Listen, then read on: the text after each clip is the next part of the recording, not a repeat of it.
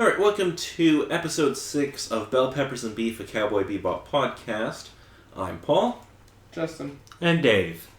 Alright, this week we're talking about Sympathy for the Devil. So, David, what happened in this episode? Well, the long and short of it is, the Bebop crew has succeeded in getting themselves another bounty, but sadly, it's not how they expected it to be. As most people in that certain situation would most likely discover. Yeah, okay, so basically, they think they're going after a kid. No, they think they're going after a guy who's Well, with a kid, but then the kid turns out to be the issue. Yeah. Okay, so is it meant to be a twist that this kid is really old? Because I figured that out, immediately. The kid's immortal. Yeah, he's really old. Yeah. Immortal. His body has lost the functionality to age. No, that's fine. But is that meant to be a twist? Because it's so obvious.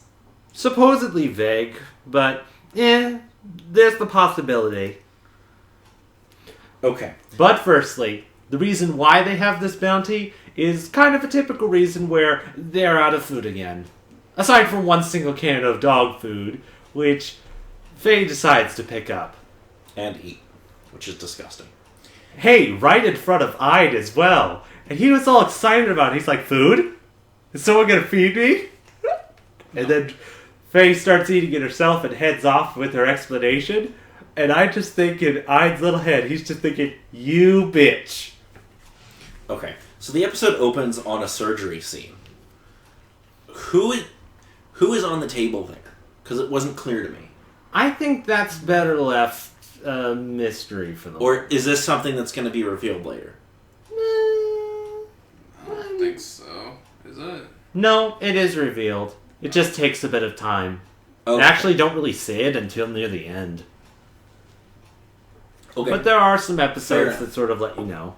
So we find out basically that this kid is immortal, really old. Same shit. David, why don't you explain how he became immortal? The technology that was used for creating the warp time gates for getting to a specific location decided to explode because the technology wasn't created for thing. And through the giant explosion and surviving through a certain sort of thing, his body created the ability of keeping himself his specific age for eons. Okay. I refer to it as space sperm equals young forever. Yeah. Because you cannot tell me that when that shit explodes and comes flying down, it does not look like sperm. Yeah. Oh. But aside from Space that, sperm. That's what you Yes. called it. Space But- sperm. That's what it looks anyway, like. a couple specific points before that reaches. While they were searching around for their bounty, they run into another particular bounty hunter that Jet knows by the name of Fatty. Yeah, who names their kid Fatty? I don't think that was the choice by the parents. I think that's just a code name he decided for himself or was given. Yeah, but who gives herself the codename Fatty? Again, it was most likely given to him Maybe for he was his... fat. Okay, but you... With how he looks, how could he not be fat? Maybe he was fat and nobody liked him. Well, I can't argue with that. Okay. David? But of course, with the bounty they decided to chase, the person they were chasing did not exactly have the best plan, confronting the young kid when he had quite a more powerful gun than he did. Yeah. Okay. So they end up cornering this kid in some factory thing where the kid... Well, he's not a kid, but I'm going to call him a kid because he looks like a kid. Pretty much. He's up on this, walkway thing. Meh. And he's got the old dead dude in the wheelchair. I don't know if he's dead yet. He's paralyzed. Okay. Spike is down at the bottom of the stairs, and the kid just, grabs the wheelchair and, throws the dude down. Which I refer to as a corpse plancha, which is a joke that about 6 people will get, so... Congratulations for you 6 people. Yeah, any wrestling fans will get that, but nobody else Oh, you passed a interesting particular point that happened in this episode. Before meeting up with the kid everyone's on the Bebop discussing about the bounty and how to sort of proceed, while Jet gives Faye a special little slip of paper, which turns out to be the bill for her services and living on the Bebop with them. Yeah. Faye has the most appropriate reaction to this. Which is basically, fuck you. Yeah. Okay, so what else happens in the episode, Dave? Well, after all the corpse and whatnot stuff goes along, Corpse launcher. Spike succeeds in actually blasting the kid in the head. Of course, the kid's not going to take that sitting down and gets away.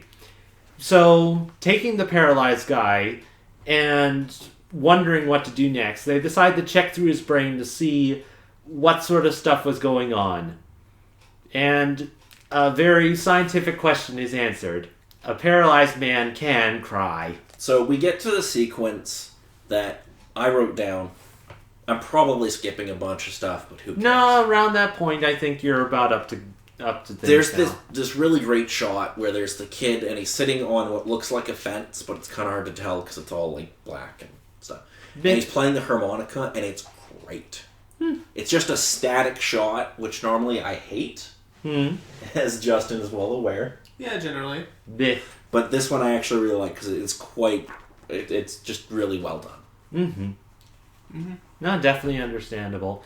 I think the biggest question I had before Spike decided to go and face the kid, why did he just make one bullet? Oh, I don't know.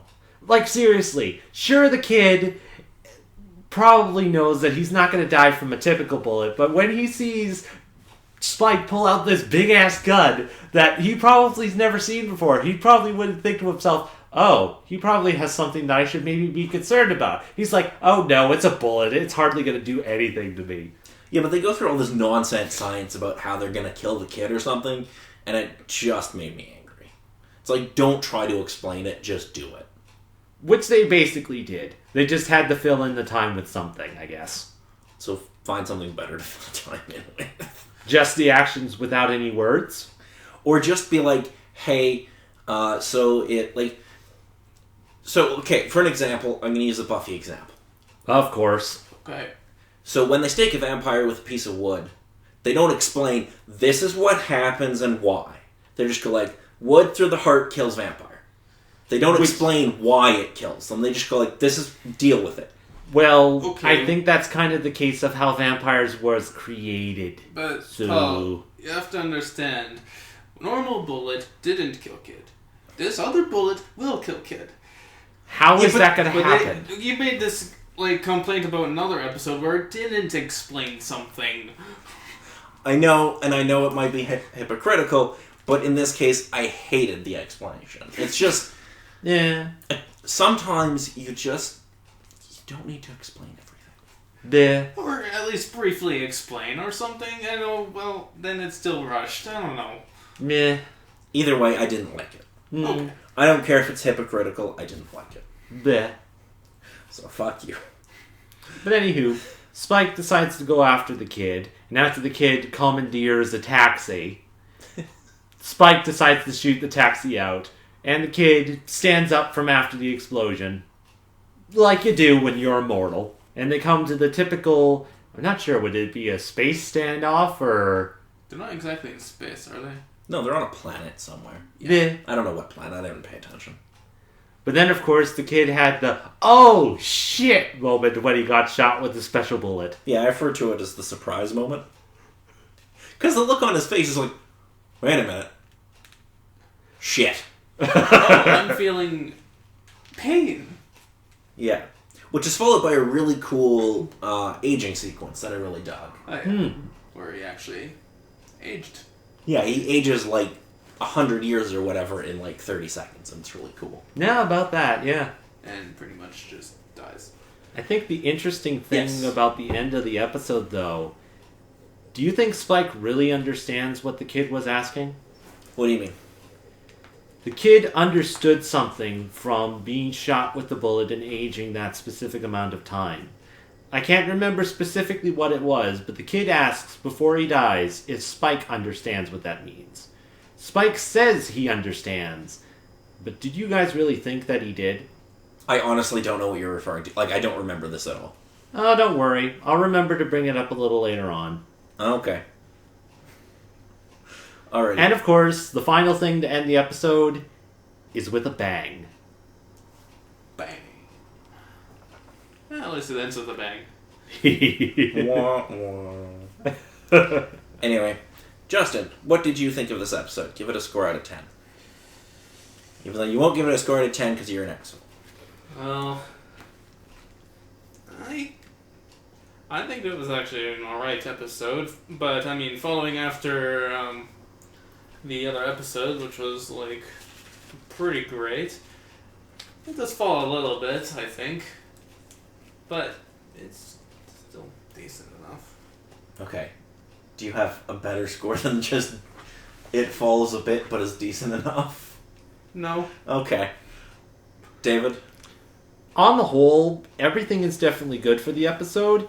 I'm sure, like you, there will be a couple of people that'll be a bit miffed about how they supposedly explain the science of everything, and quite honestly, a couple of interactions, such as with Fatty and the other particular characters, were kind of a bit groan-worthy. But nevertheless, there were a couple of funny moments and a couple little nuggets of important things to keep in mind as the series keeps going. At least in my mind. So as it sits with me, it's definitely a good episode, but like Justin said, kind of falls a little bit in comparison to the last episode.